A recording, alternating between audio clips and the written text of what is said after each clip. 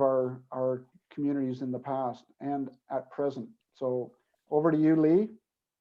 Welcome, everybody. Sit back and relax.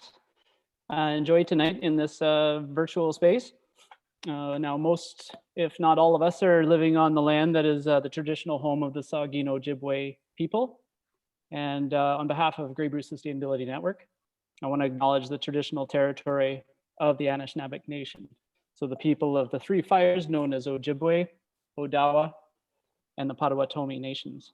And further give thanks to the Chippewas of Saugeen and the Chippewas of Nawash, now known as the Saugeen Ojibwe Nation, as the traditional keepers of this land. So yeah, enjoy the show. Okay, thanks very much, Lee. And again, I'd just like to thank everybody for participating. I'll just look at the numbers. We're up to 36, which is great. And just to let you know that the future events, we have your emails for those events, and we're just working through the process for you to join us on each of those events. It will likely be a link on our website that just allows you to go there. You won't have to pre-register with Eventbrite or anything. You'll just go there and click on the Zoom link now that we have your emails, and we can share that website. But so next up, Veto Kreutzer is going to help us, and he was just signaling to me, I think, but he wants me to unmute him. Is that what you're saying, Veto? No. Do you want to say anything about the chat box? Okay, I've mentioned that, but I'll mention it again, that if you have questions as we're going through the presentations, please stay muted and just post your questions in the chat box, and Simona will be sort of looking at them. And at the end of the presentation from Vitold, she will pose a few questions depending on her timing. We're going to 8:30 tonight. That's sort of a 90-minute run. And then Vitold, or whoever the question is directed to, can respond to it. And then after that, I'll introduce Dr. John Anderson, who won't be doing a live show, but he has pre-recorded his talk, but he will be available after his presentation to answer questions. But again, please just submit them to the chat box, and you can have a look at what's in there and acknowledge a question that you want to also ask, or put in a new question. So does that work, Vitold?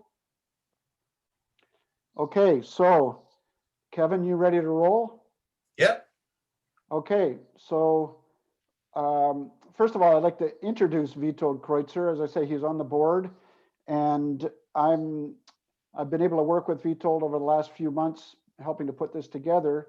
And for those of you that know Vitold, you know that he's famous not only for his knowledge of the area and the work that he's done. He lives in an off-grid home just in the Chatsworth area. He's hosted all kinds of gatherings at his home, and his knowledge of what it takes to live off the grid is incredible. And his connections over the years to other people who are moving in that same direction with more sustainable living is quite incredible. And I've never had the pleasure of eating any of Vitold's bread or his butter tarts, but I learned a couple of days ago from someone that didn't know I knew Vitold, and that was what they said, was that he makes the best butter tarts. So without any further chat about that, I'll turn it over to Vitold to walk us through the next series, what we're going to see, who we're going to talk to, and what it might mean for us all. So over to you, Vitold.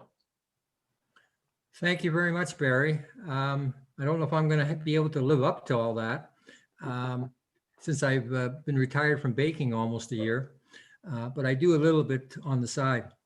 What I'd like to do is say a few words initially, and then you may see me looking down to make sure I get everyone's name that we interviewed. Kevin and I had a wonderful time over the last month or so going around Grey Bruce and interviewing people all over the place.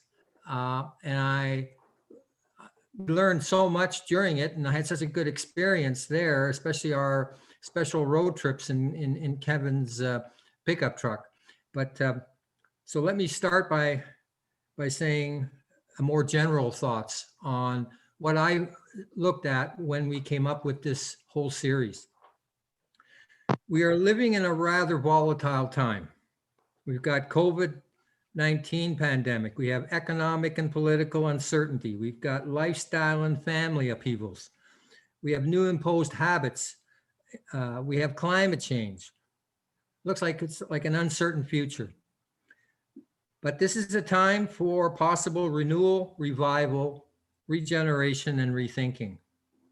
We have shown in the last 6-7 months that all of us can make incredible changes in our personal, economic, and social habits. What a great time to incorporate changes that can also have a profound impact on climate change and result in a healthier living ecosystem of Grey Bruce. While all tiers of government, community, and business have a significant role to play in this regeneration, in order to get a grip on the intense impacts of climate change, some of which we are already witnessing and experiencing, we have a remarkable opportunity, I feel, as individuals to make changes in our daily lives that can seriously, hopefully, impact, mitigate, and adapt to our changing climate. Various organizations and scientists around the world have studied the impact of individual lifestyles on the greenhouse gas emission phenomena. They show that our current way of living, especially in developed countries, directly and indirectly makes up almost 60% of the total global carbon pollution. So this series, hopefully, was set up and will emphasize the individual's role and opportunity for possible actions available in Grey Bruce. We will be presenting local personalities who will offer stories, methods, services, products, and thinking that encompass 5 major themes that hopefully can influence anyone's voyage in this life. This series is not meant to be a manual or a complete answer for solving our environmental situation, but hopefully is an initial insight into possibilities. One small step is as vital as a giant leap. Each step becomes cumulative to those that preceded it or that follow it. We are basically, I feel, impacted by all that surrounds us, whether we are aware of it or not. I read something that Martin Luther King wrote once: what affects one directly affects all indirectly. So taking these words to heart, we have a stake in everyone else's health and well-being. I read it also in an article recently, a community is only resilient when all its members are resilient. So our goal is to share resources and ideas that can benefit all in some way. This is hopefully going to be our inaugural series on sustainable living.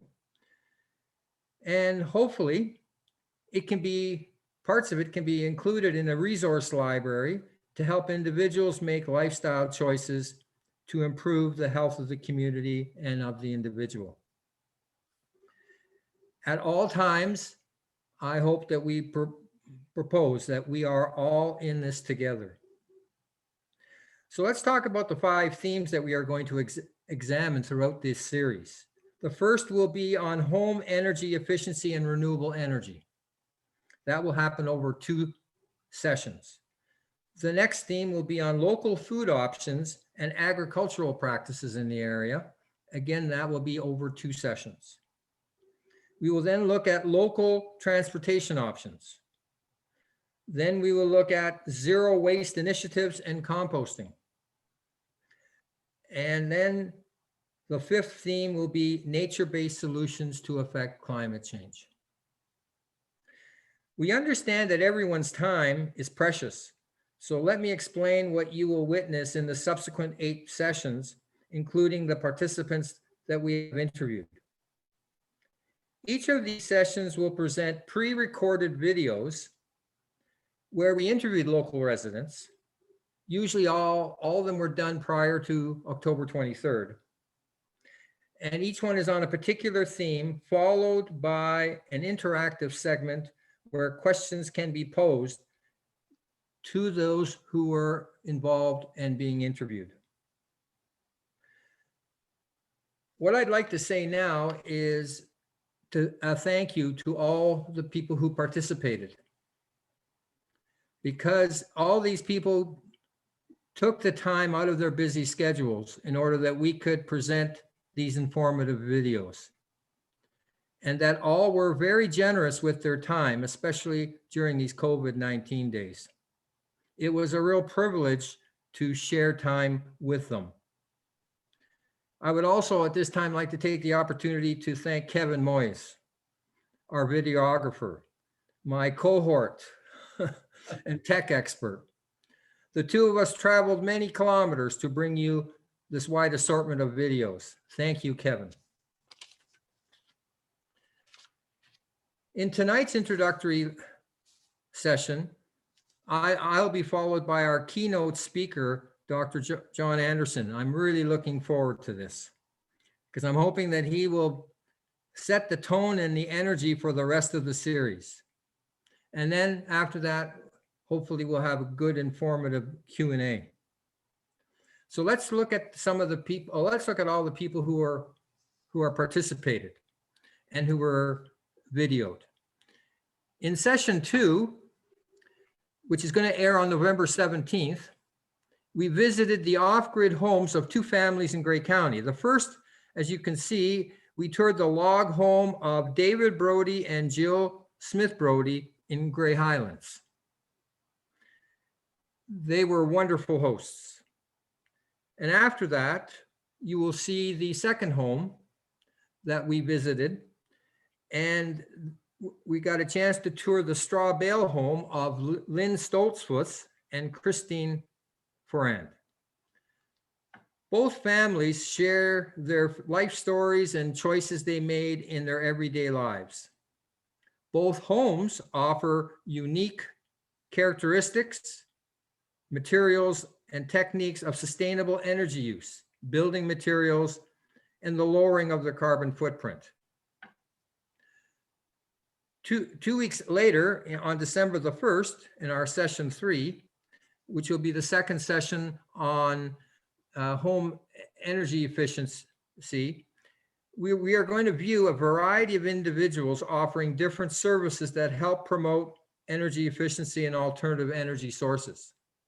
So the first one that we interviewed is a registered energy auditor, Dan Blankenstock. There he is.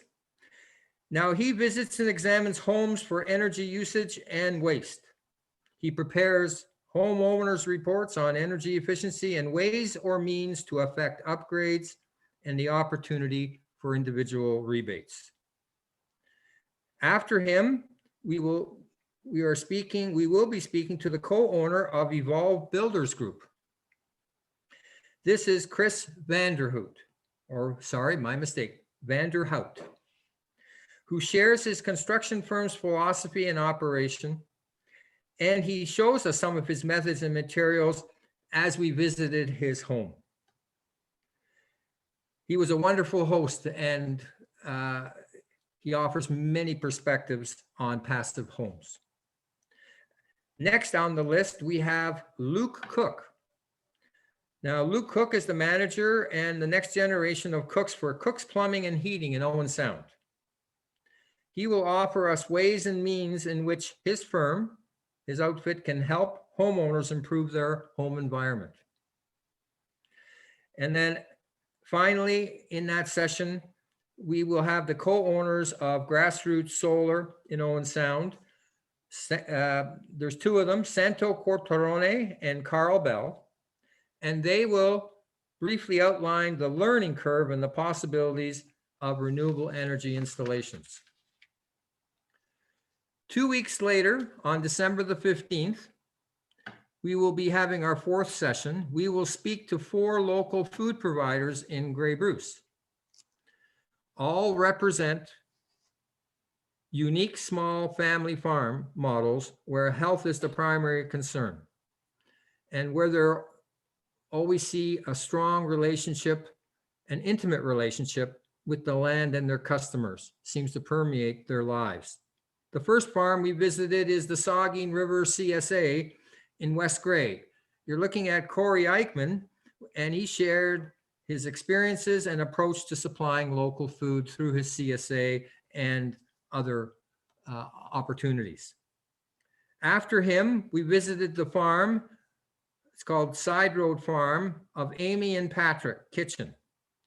Their farm is located in Central Grey County, and that's Patrick there. And we got the chance to view their family farm operation and their local farm store. After them, we were fortunate to be able to speak with Thorsten Arnold, and he spoke to us briefly about the Persephone Market Garden and the connection between his family and their plot of land in Georgian Bluffs. He is going to be with us for 2 sessions, and this is his first. And finally, after Thorsten, we were able to visit Glen Colton Farm in West Grey, where Michael Schmidt welcomed us, and he elaborated what is behind his approach to offering a full experience of his family farm for anyone who visits. It's at this time that we take a break for about Christmas time, and we don't really start our 5th session until January 26th. And at that point in time, we have the second part of our local food theme, and where we bring in local food growing and distribution, we bring it closer to our individual homes. We start with a visit to Eat Local Grey Bruce Cooperative, where we speak to Emma Bell, who is an associate manager. And right after that, we spoke also with David Walton, the chairperson of the board of the co-op. They share with us the purpose, the vision, and the operations of this initiative, and present a complementary alternative to our conventional supermarket model. It was soon after that we went and visited and stopped at the Owen Sound Farmers Market, where co-owner Richard Thomas shared the role of local farmers markets in the area and the changes that were needed to address, that he had to address due to COVID-19. And then we had the pleasure of going all the way to Meaford to visit with Simona Freibergova, one of our helpers tonight. And she takes us on a tour through a community garden where we explored the attributes, benefits, and possibilities associated with such a garden enterprise. And afterwards, and finally, the last person we interviewed for that session was the food security coordinator with the United Way of Bruce Grey, and that's Paul Wagoner. And he shares relevant thoughts and information about the world of food security, food banks, programs, organizations involved in distributing food in the area, and the public's awareness of all the food issues in our area. That was that's going to be a very intensive session. 2 weeks after that, on February the 9th, in session 6, we're going to start with our various vehicular options in our area through the eyes of a dealership that offers alternatives to conventional combustion engine vehicles. So we had the opportunity to visit David Hamill and Nick Hahn from Hyundai Owen Sound. Now they share some interesting insights, and of course they're going to talk about what they offer as well. After them, we got a chance to speak to a devout cyclist. This is Joachim Ostertag, who offers personal reflections on the most popular means of global movement behind walking, of course, and that is bicycling. After him, during that session, more discussions on other travel alternatives will be touched upon as well. Now, 2 weeks later, on February the 23rd, in session 7, we are going to begin our journey into the world of waste with a leading proponent of waste reduction in Owen Sound. We had the chance of discussing with, having a good discussion with Laura Wood, there she is, and she explained the role of the Owen Sound Waste Watchers group and all their volunteers in making Owen Sound and vicinity more aware of the waste crisis and how to envisage a zero waste community. After her, we had the pleasure of also speaking with Bruce Davidson. Now, he takes us on a personal journey of his in a very multidimensional road that he has taken towards zero waste community programs.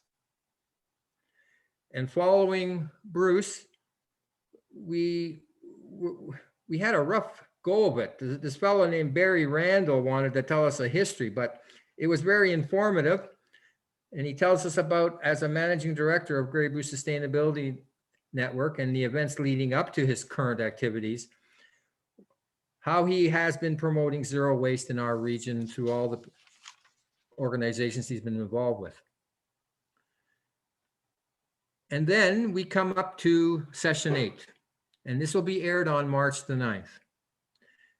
During this session, we will focus on our relationship with Mother Nature and ways and means to bring this relationship into a balance.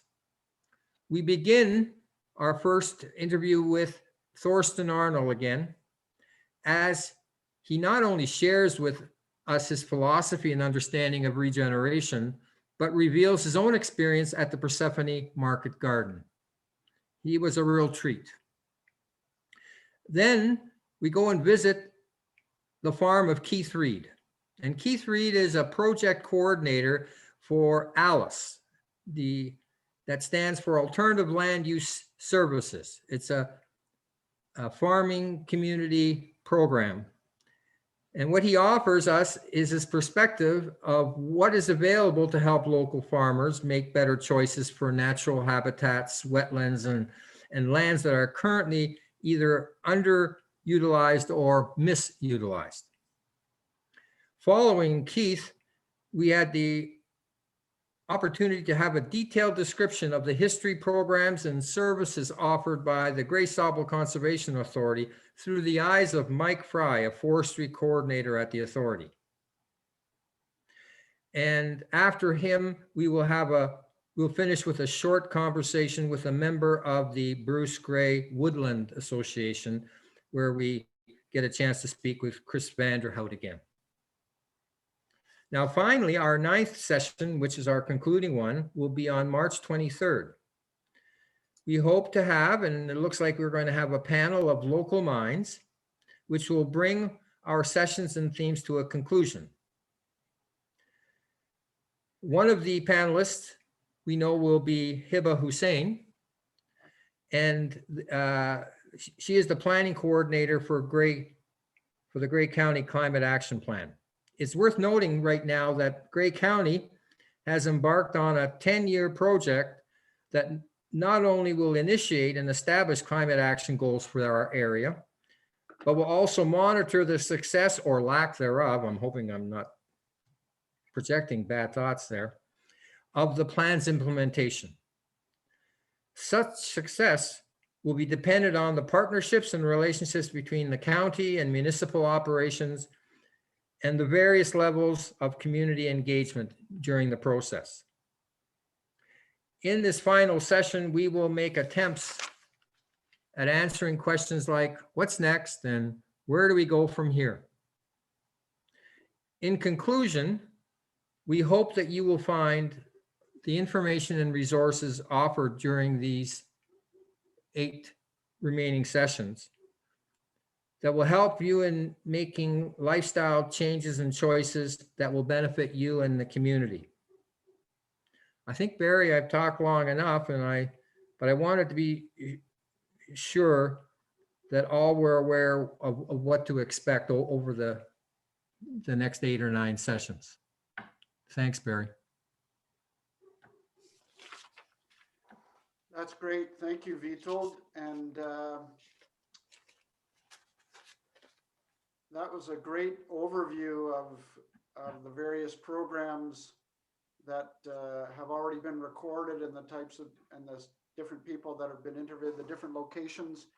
And of course, there's no way in the world that we've visited all the places and talked to all the people in Grey Bruce who are not only supportive, but are demonstrating some of the projects and some of the principles of sustainable living.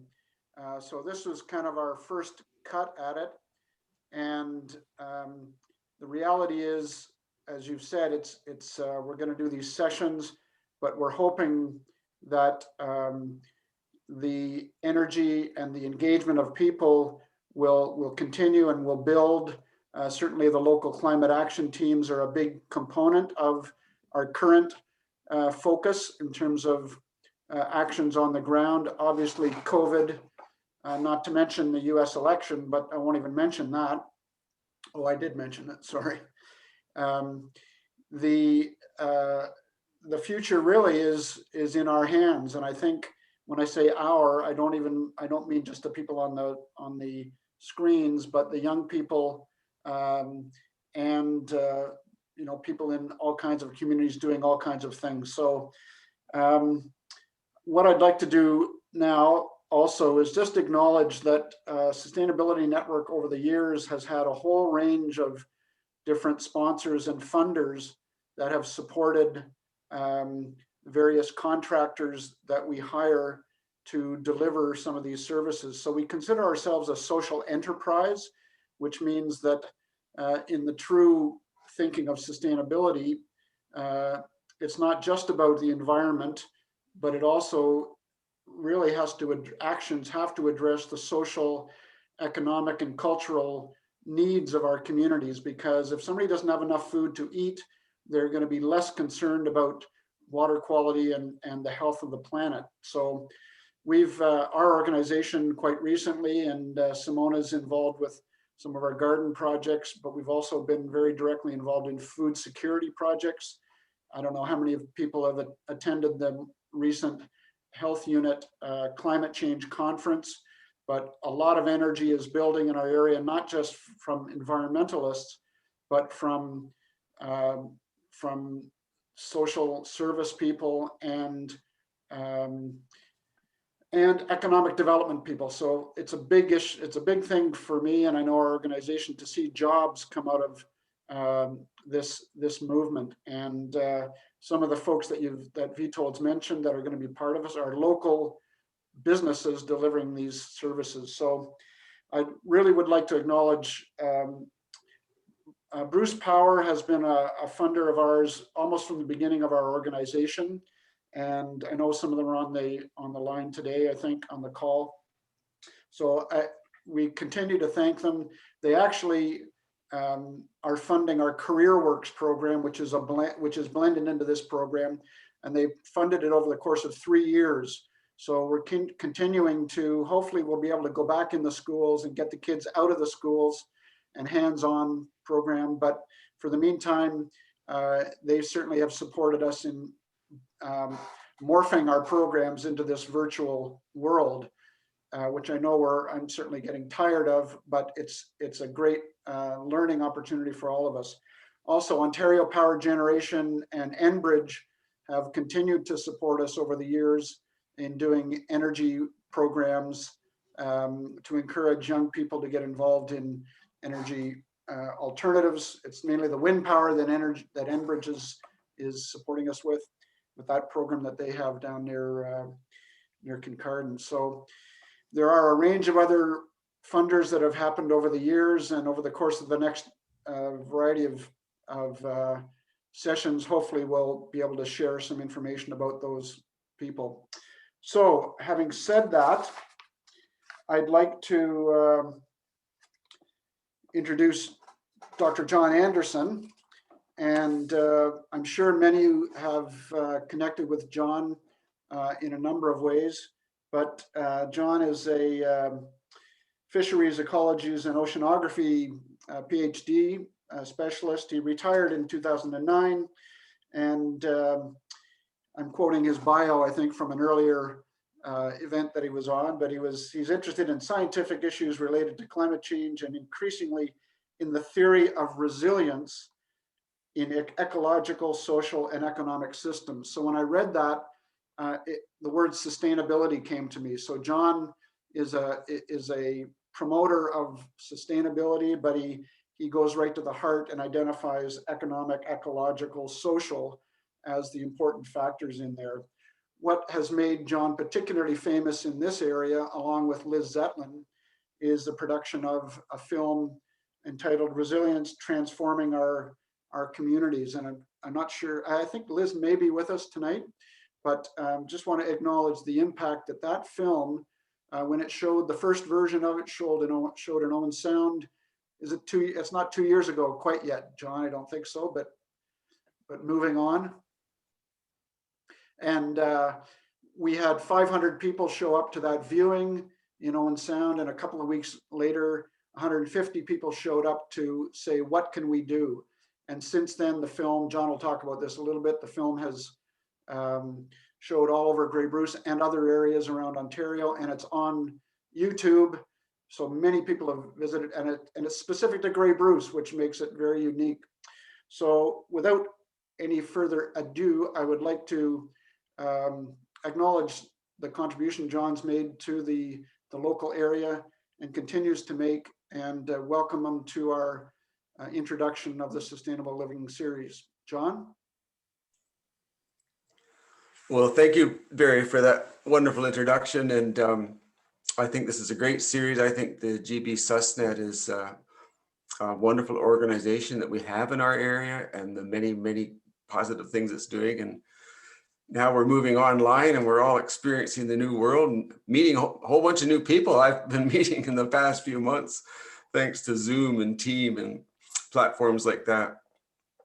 So this is a first for me. I've pre-recorded this talk and I'm passing this over to the technical people to take care of that.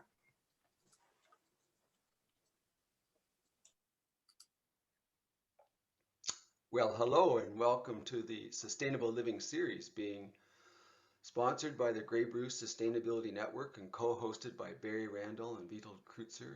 I know they have a great series lined up for you, and I'm just delighted to be the one introducing it to you. I'm going to start here with the definition of sustainability, taken from the Oxford Dictionary. Sustainable living would be causing little or no damage to the environment and therefore able to continue for a long time. Now, this is a rather human-centric definition, but perhaps appropriate given our impact, humans' impact on our environment and our planet. We are, after all, living in the Anthropocene. But sustainability has been around for a long time, especially in the field of ecology. So there's a systems theory that would be living or existing within a stable equilibrium for a long time. And it's theoretically based on this concept of three domains, beginning with the environment. We can't have a thriving society without a good environment, providing shelter, food, and water. So we nest society inside the environment. And of course, we can't have a viable economy without a thriving society. So economy is nested inside the society. And these three domains are interdependent, but especially economy and society. There's this close coupling between these two. And now scholars have added a fourth dimension to this theoretical model. And that's the concept of culture. Recognizing that we cannot define and understand our society without understanding the culture on which it's based, the culture that defines our beliefs and our values. So this then makes up the theoretical framework of living sustainably. Now, more recently is the concept of sustainable development. This originated with a definition in the Brundtland Commission report, Our Common Future, back in 1987.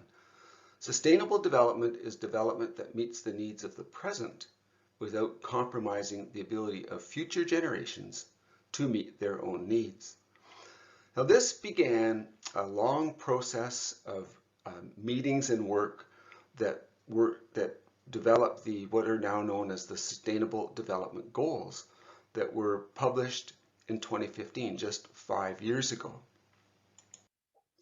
The UN Sustainable Development Goals 2030, SDGs 2030, a set of universal goals to meet the urgent environmental, political, and economic challenges facing our world.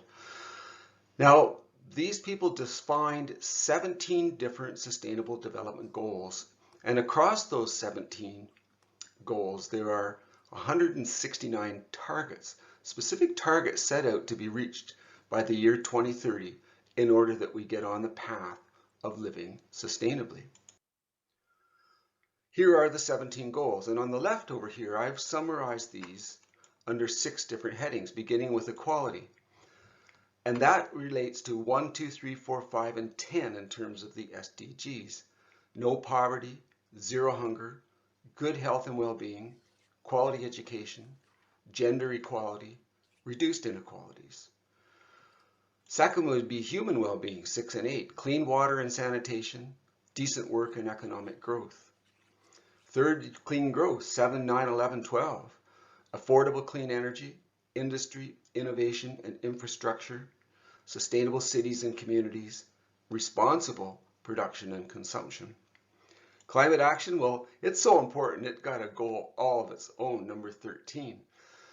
Because climate and changing climate threatens the future of not just our living sustainably, but of society itself.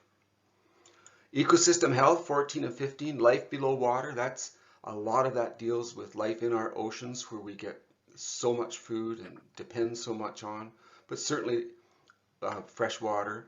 And 15, life on land. And then finally, justice, peace, justice, and strong institutions and partnerships for these goals. So these then define the concept of sustainable development and are the background against which we are now trying to meet these targets. Well, I want to move on now and try and put all of this into some context for you in terms of where we are on this path to sustainable living. And I'm going to refer to something scientists call the Great Acceleration, which is based on the concept of exponential growth. Now, when I teach this at the college, I usually begin with a bit of a background on the exponential growth, but I don't think we need that now in this day and age of COVID, because we've all become very familiar with the surge in infections that we have in Canada and around the world.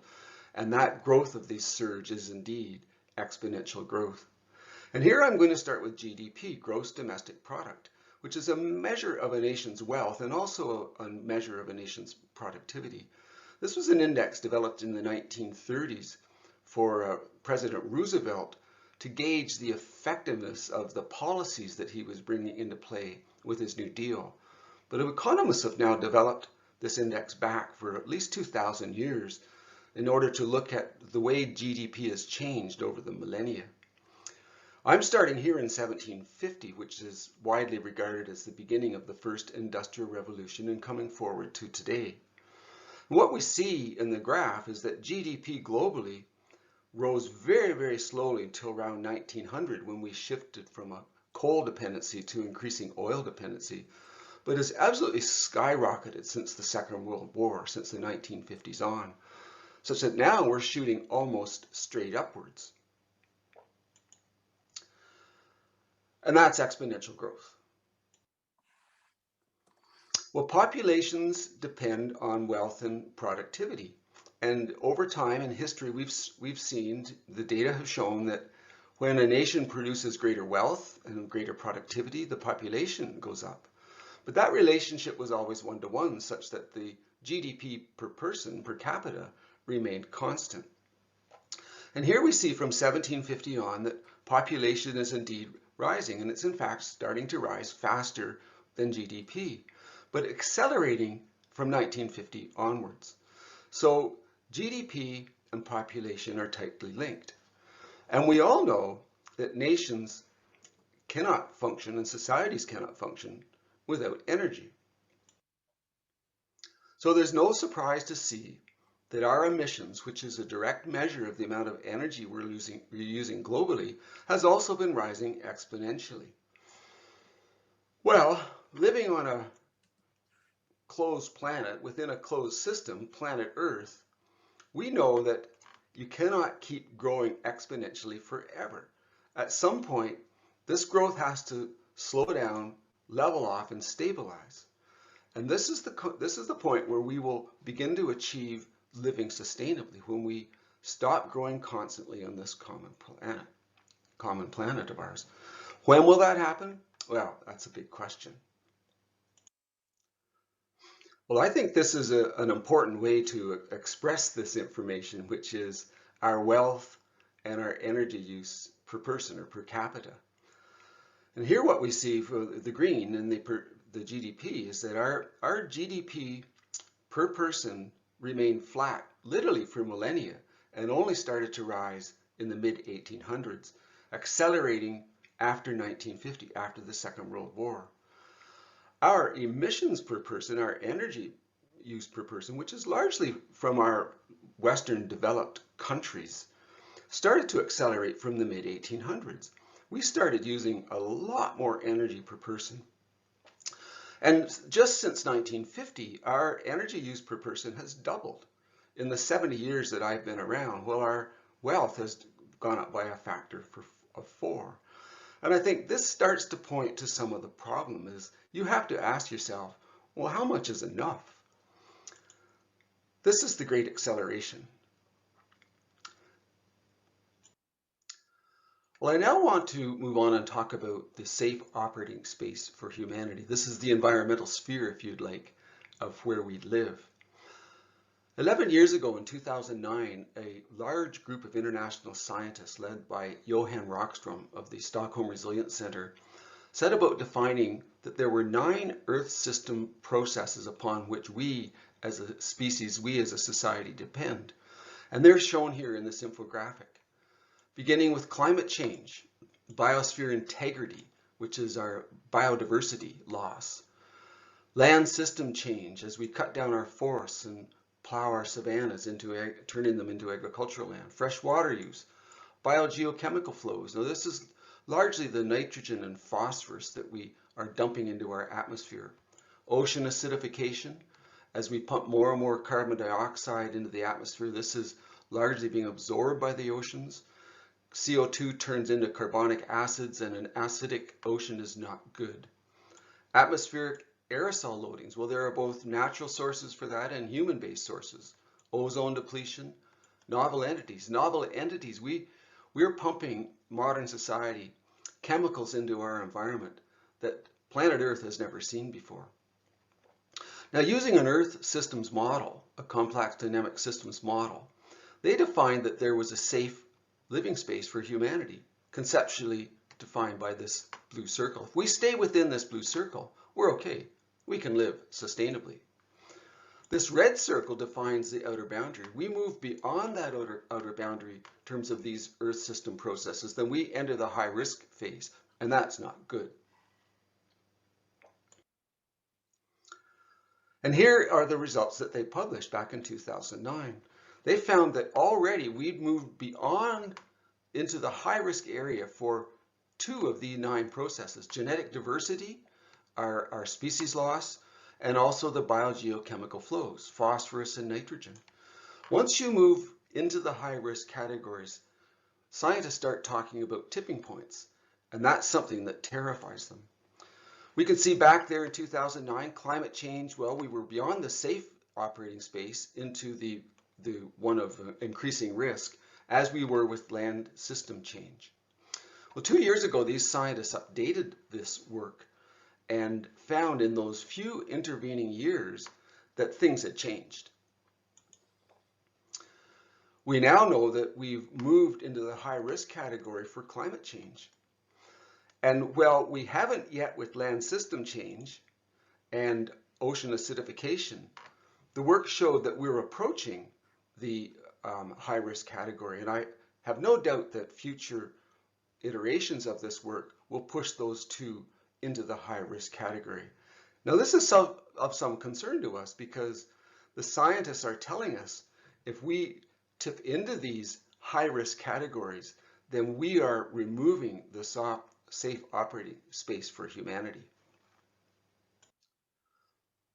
Well, now we'll move on and talk very briefly about society and economy. And I think it's fair to say that the number one issue facing us is inequality and growing inequality.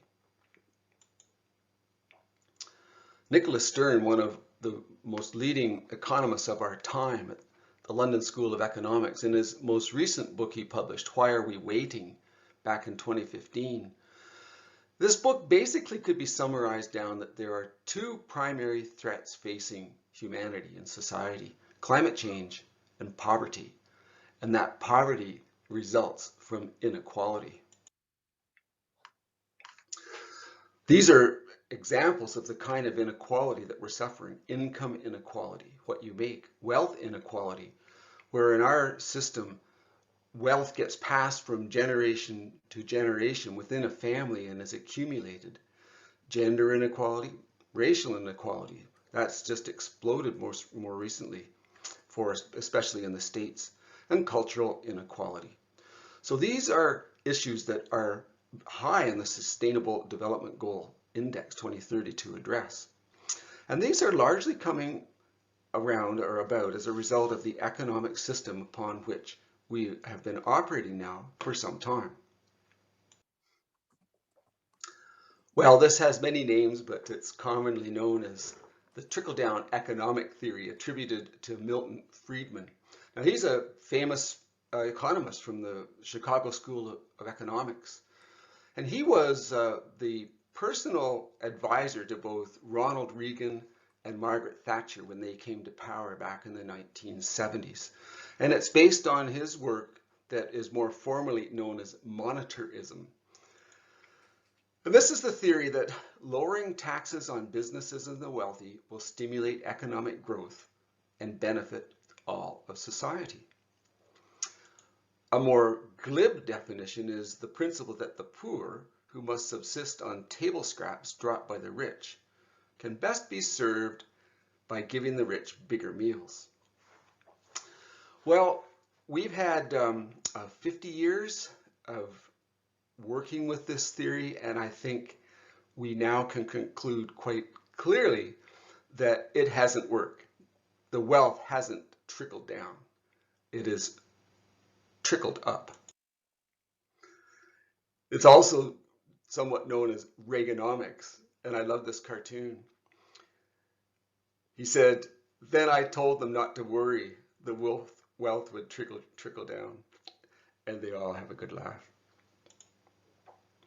Well, here in Canada, the Office of the Parliamentary Budget Officer published in June of this year that the top 10% of wealthy Canadians own 49% of the wealth, compared to the lower 80% of us who own only 33% of the wealth.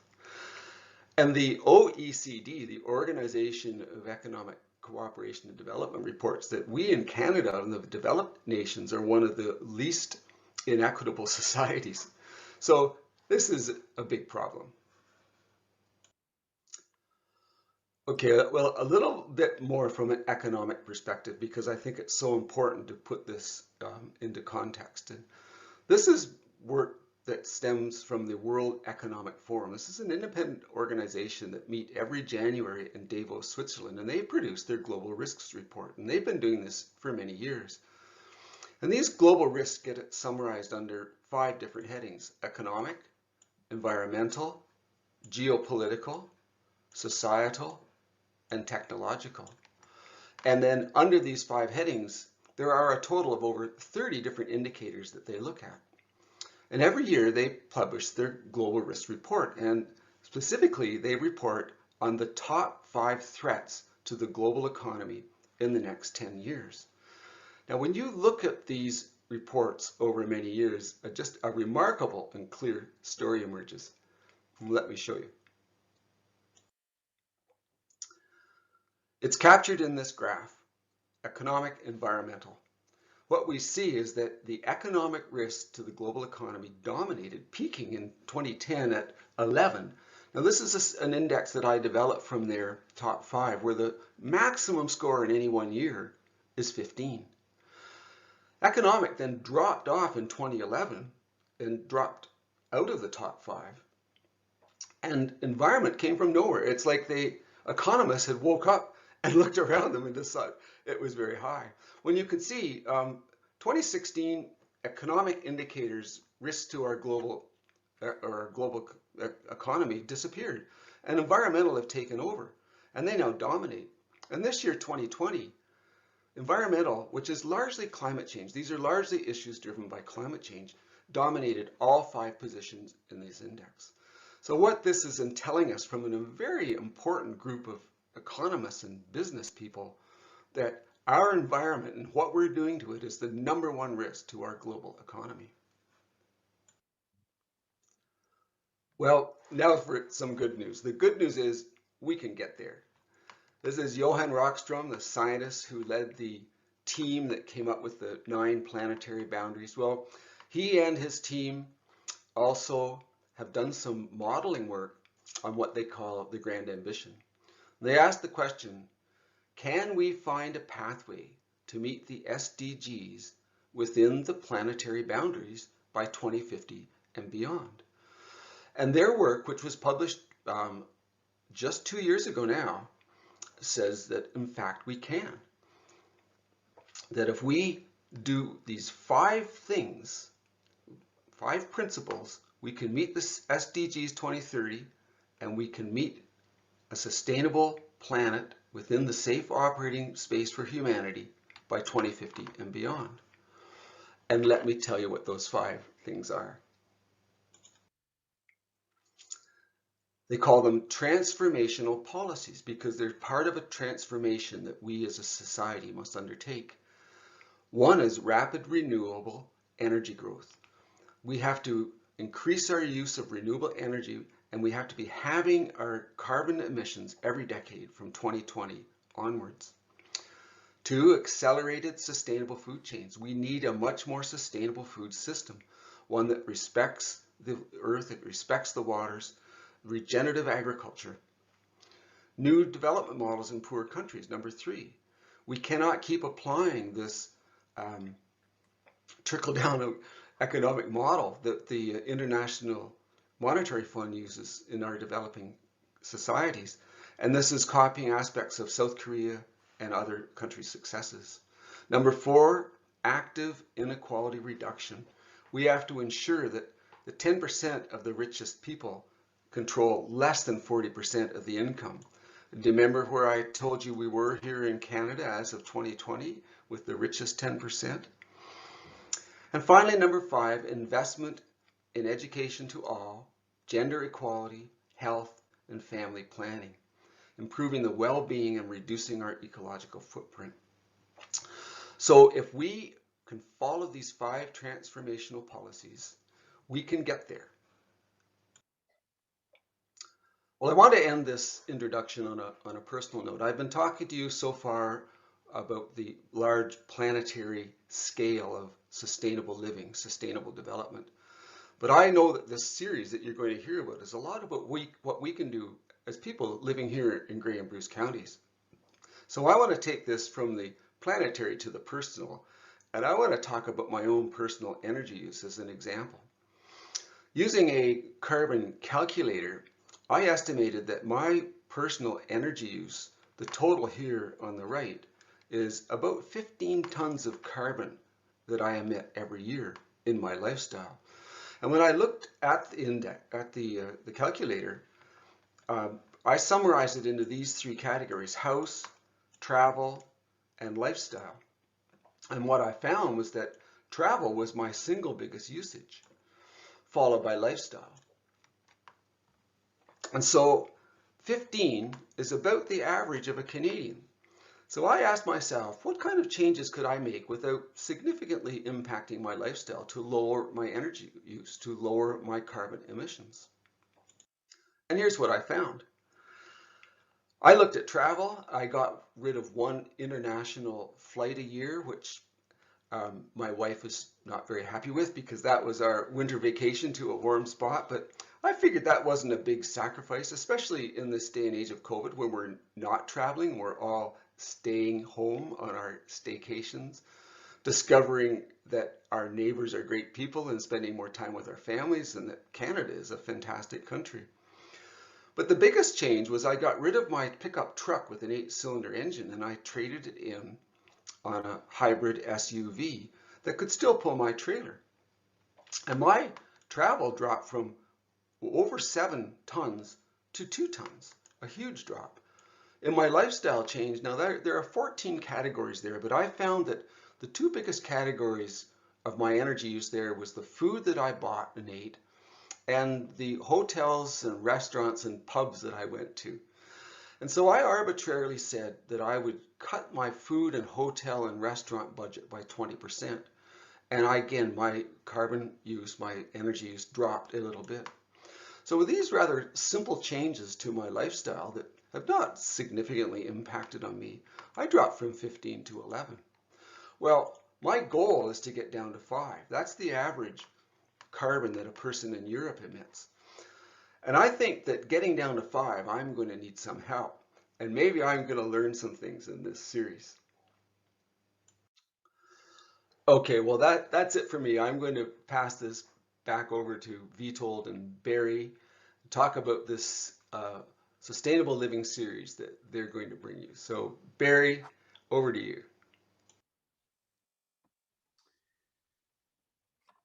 Okay, well, John, thanks very much. Is there going to be a test on your presentation, or or are we supposed to remember all that information? It was jam-packed with all kinds of very meaningful numbers, and these days it seems to be a lot about measuring impact and that sort of thing. So I totally enjoyed, and I'm glad that your presentation, for those that don't know, it was pre-recorded, so it will be available for you to view. And I apologize to anybody that had, some people are having volume issues. I was able to turn up my computer, and John and Kevin turned up the projection. So hopefully you're able to hear that. But as I say, it will be available for post listening.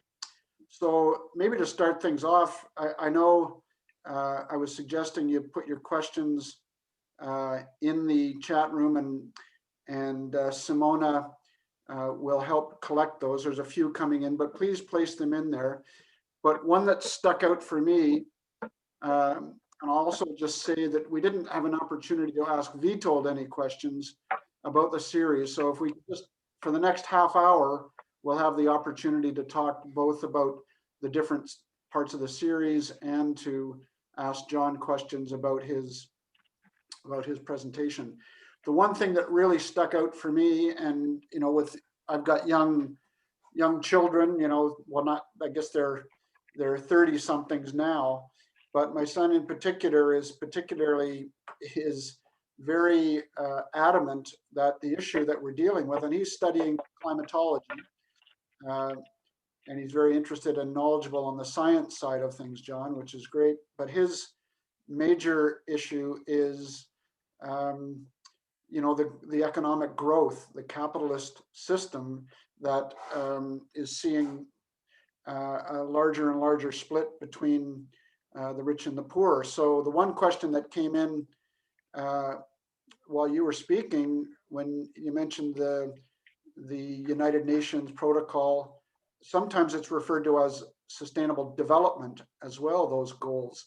And the question was about growth and the idea that we need continual growth in some form or another in order to be sustainable. And maybe you could just respond to that idea, that question. It was Sybil that provided it. How do we manage growth when we're in, especially in our North American economy, something that tends to separate the rich from the poor? Is there a growth that is sustainable? That's a good question. It was a good question. And it's one that, of course, the academics and the theorists are working with. And the answer is, we will be moving beyond this phase of continual growth at 3% per year when we stabilize. And what will stabilize us could be one of many things.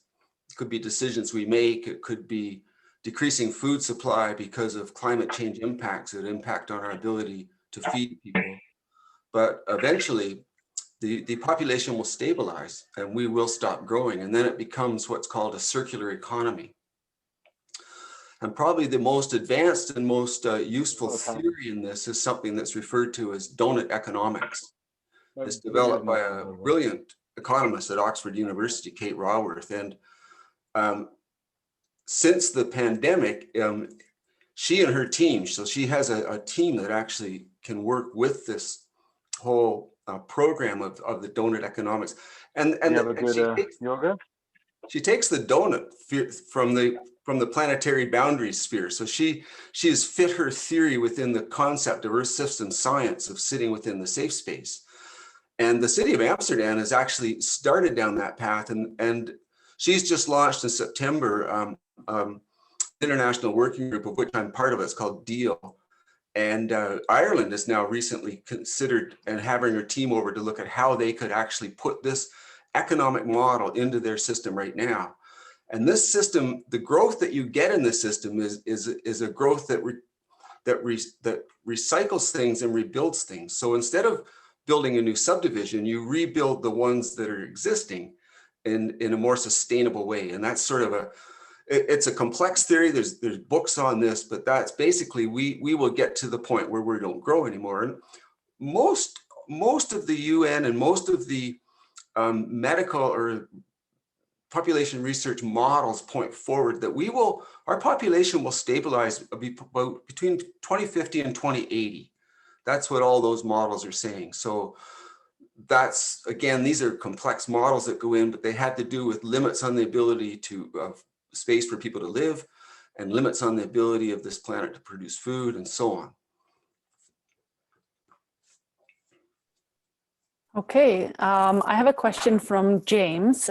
He was commenting early on about the SDGs. He says that, I'm quoting him, I'd like it entered in the SDGs, I'd like it entered into the record that some ecologists, including Thomas Berry, consider the broader use of sustainable development an oxymoron.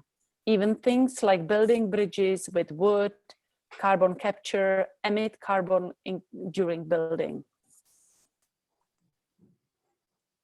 Can you elaborate on that, John? Yes, I'm very aware of that.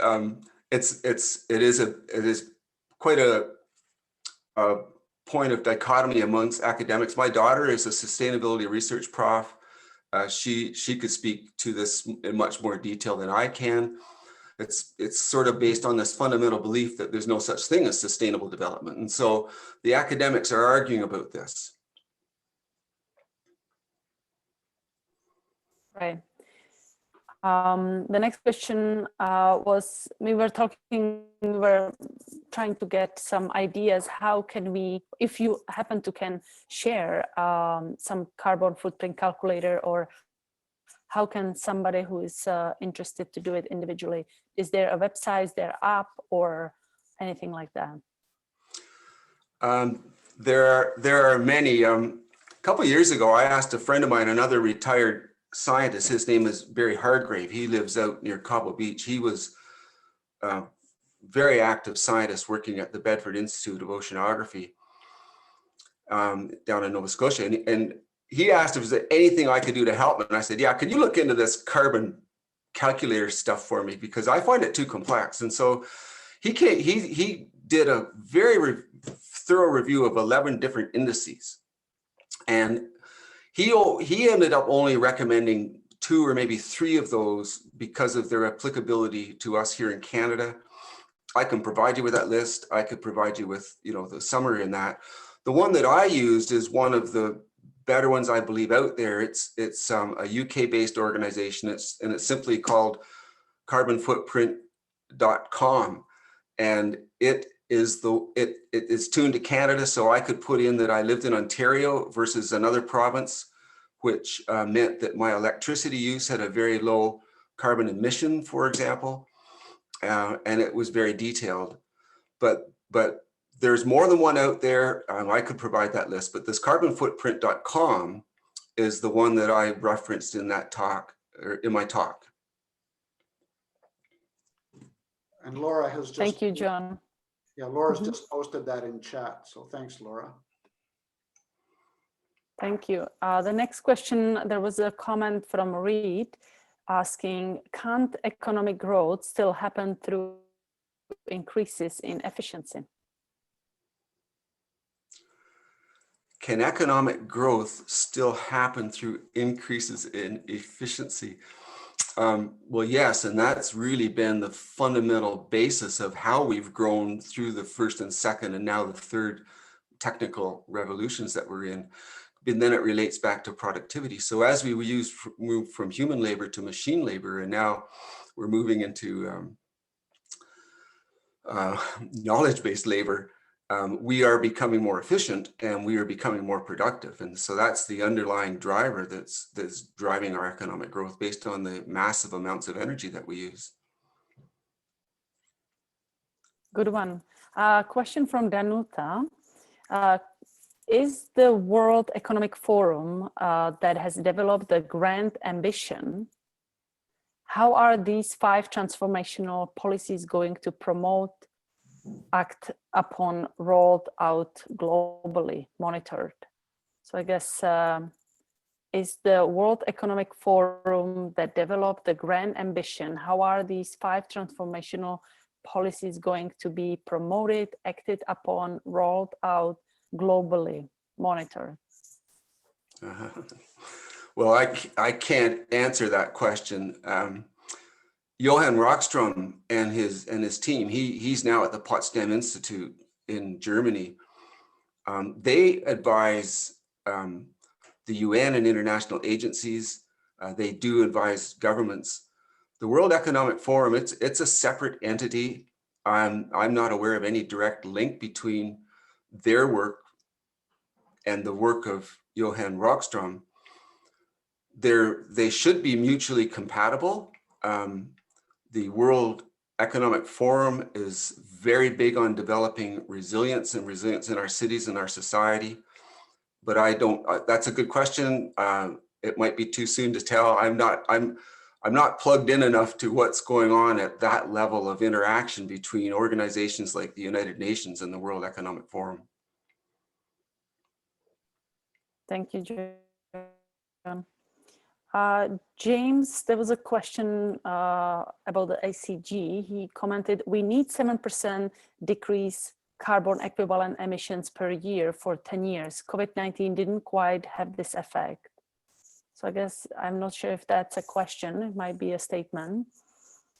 Yeah, so there are calculations. It's related to what we call our carbon budget. And so scientists work a lot on this and how much budget remains. And then of course, every year as we go forward, emitting more carbon, the budget decreases. And so the amount we have to then reduce increases. And right now, well, as of 2018, the study I referenced back then, we have to halve our emissions every decade for each decade up to 2050, where we hit net zero emissions. That's the path to staying below 2 degrees global warming. And right now, he's right, it's 7% a year. That's the current kind of number that they're working with, but that changes. And the shutdown this year will result, they think, between about a 5 and 7% reduction in our emissions globally. But we have to do that next year in 2021, and we have to do it without another pandemic, another shutting down of our society and our economies, which has been very hurtful and ultimately quite destructive. And so we have to get our leaders to actually lead us down this path, and they're not doing this at this point. Thank you. Question from Jeanette. When development opportunities are becoming a hot topic in both Grey Bruce counties, what would you suggest that could be strong persuader to make municipalities stop and think before they build, overdevelop our natural spaces? Oh, that's an easy one. They need to put a climate action plan in place. And if they put a climate action plan in place, that will immediately fall under the umbrella. It's what we call as planning through the lens of climate change. And communities that have done this, and there are many in Ontario that already have these in place, then that planning, that kind of development doesn't happen because it doesn't fit the planning process when you're doing it through a climate lens. So what we're trying to do here in Grey and Bruce counties is develop local climate action teams that work with councils and encourage them, persuade them to actually start down the path of developing a formal climate action plan. This can take several years to do. And the fact that we're so far behind at this point points to some urgency that it's now that we need to do this. And I think this is like where we have 6 regional CATs now, and we're starting to work together, and we're starting to work with Grey counties. So that's the path forward as far as we can see. I totally agree with you. Next one from Lee. With Christmas and holidays upcoming, do you have a tactful way to discourage excessive consumerism from your family members? We all have a shopaholic in the extended family who takes pride in finding great deals and buy. When it's a gift for yourself, how can it be tactfully be brought up? Trying to lead by example and being humble doesn't seem to work. Oh, good question, Lee. And we've dealt with that in our family, and we simply say, we don't want gifts. We're not giving gifts, and we don't want to see you giving gifts unless you make me maybe a Christmas cake. That's okay. Or you want to come and make me supper, that's okay. You can give me that kind of gift, but don't buy me useless presents. Wow, that's it. Buy local. Yeah, exactly. Somebody actually, if I can comment on that, said, if you want to give me something that I can support the local businesses. So either something from the local businesses or something from, food related. I agree. Support the local farmers. Yeah. And in our family, we really concentrate on consumables. Mm-hmm. There's a comment from Pam. We buy only for children in the family. Having a name draw is also a way to reduce shopping. Yep. And then promote, reuse, recycle from Danuta. Absolutely. Mm-hmm. I wonder if there are more comments or statements from people that are listening us. But Kijiji Christmas. That's good, Lee. Yeah, so back to Barry. Mm-hmm. Yeah, I want to just direct a couple of questions to Vitold as we wrap up here. And it's been a great session. And John, thank you very much for your incredible scientific approach to this and the information that'll be used. Yeah, Danuta's clapping, I'll clap too. Thank you, Barry. I passed the first version by my handler, and she said it was too academic. No, it got on the ground quite nicely, and certainly in the context of these kinds of events, it's great to have those screens, so we're not just looking at people's faces talking on and on and on. Sorry, that was me.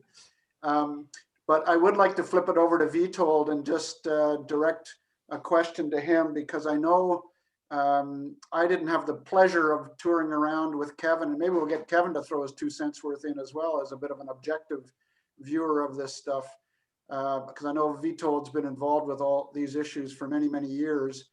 And I just want to get, Vitold, your spin on having been out lately and talking to people like Laura, who's active in the Waste Watchers, and people who have developed off-grid homes and incredibly efficient homes, and people that are doing amazing things on the land with regenerative agriculture and local food production, and people that are demonstrating how much emission you can reduce by walking and riding your bike if you have the ability to do that, or investing in the electric vehicles or hybrids, that kind of thing.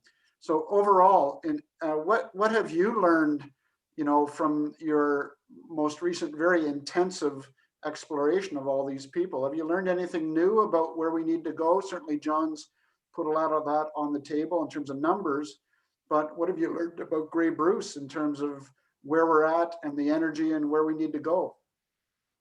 Well, thanks, Barry. One of the things that hit me the hardest was that my own personal lifestyle, I looked upon over the last 10 years, and I reduced my carbon emissions by about 75%.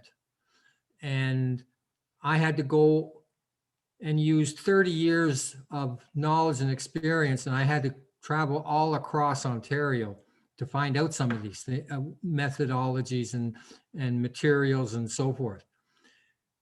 I think you're going to find out from our series is that I could have gone to wherever I found one person to talk about something that they have done or that they're offering. I could have found 4 or 5 more without any problem. And so for me, I learned that there's many more people that are doing individual things and small things that are not involved with groups, have been working on their own. They have in the past been, I won't say shunned, but laughed at by other family members. And so the one thing I found is that knowledge and information is so much more readily available. And one action or one reaction can have so many multiplicity of impacts on climate action. So the first thing that I found out was the people who were saying, oh, this is just so overwhelming. How can one individual have something?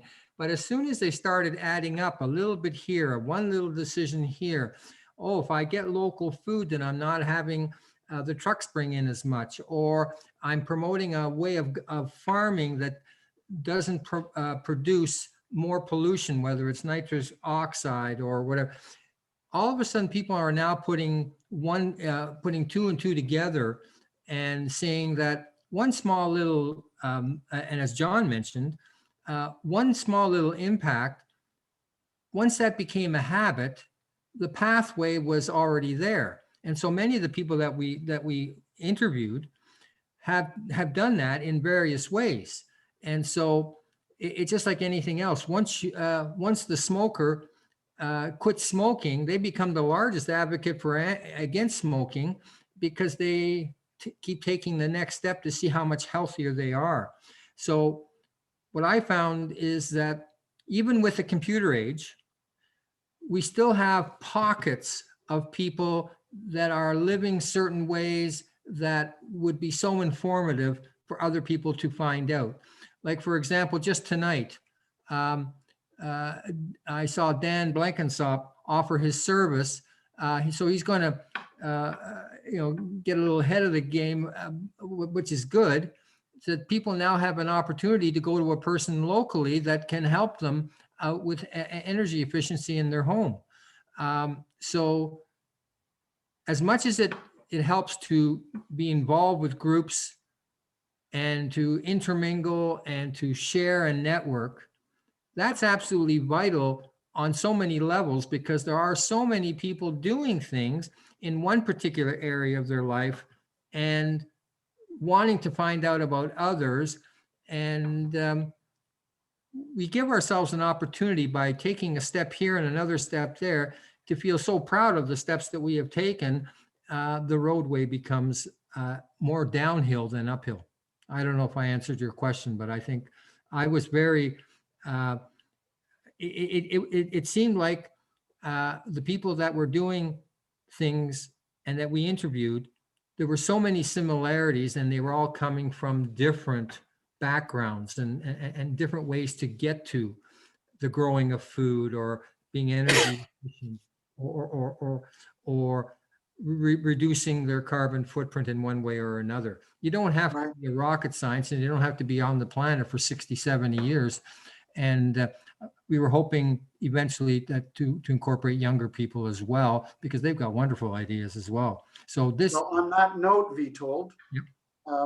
I wanted to ask Kevin to give his 2 cents worth, but in the meantime, we've had a request from the Blue Water Education Foundation if we're interested in doing future filming and also incorporate licensed drone operators and that sort of thing. So I think, the technical, what we've used primarily because of Kevin's expertise in terms of the filming and the videography. And I know certainly I'll mention Laura again, because I know that they've been doing video, and other people I'm sure on the call have been figuring out how to, now in these COVID times, how to share this information.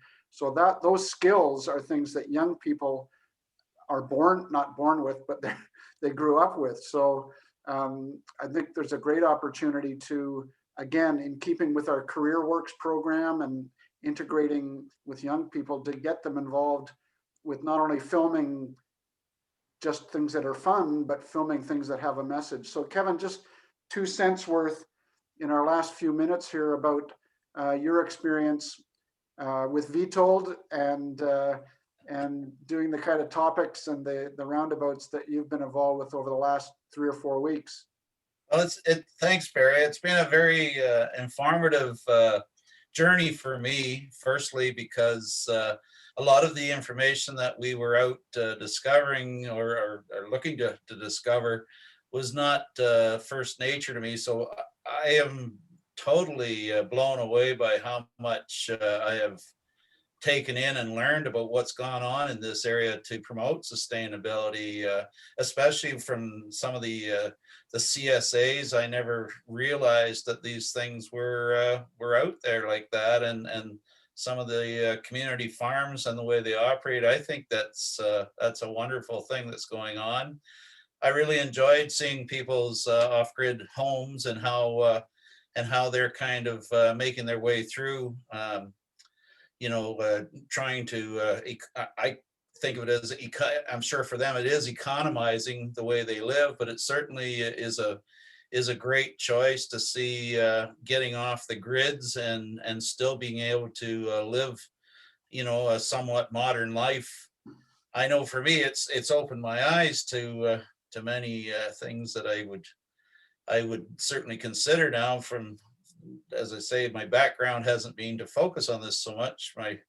My wife and I own 3 cars and a 40-foot diesel pusher motorhome that we travel south in every year, and I have a boat with 2 engines and that sort of thing. So I'm sure my carbon footprints are a lot higher than John's is, but I think hearing these things and becoming more aware, as we all should be, I think it's encouraging to see from some of the information and some of the practices that we're seeing out there that there are definitely trends that we can take some optimism that we can turn this ship around. I sincerely hope that for our children and their children.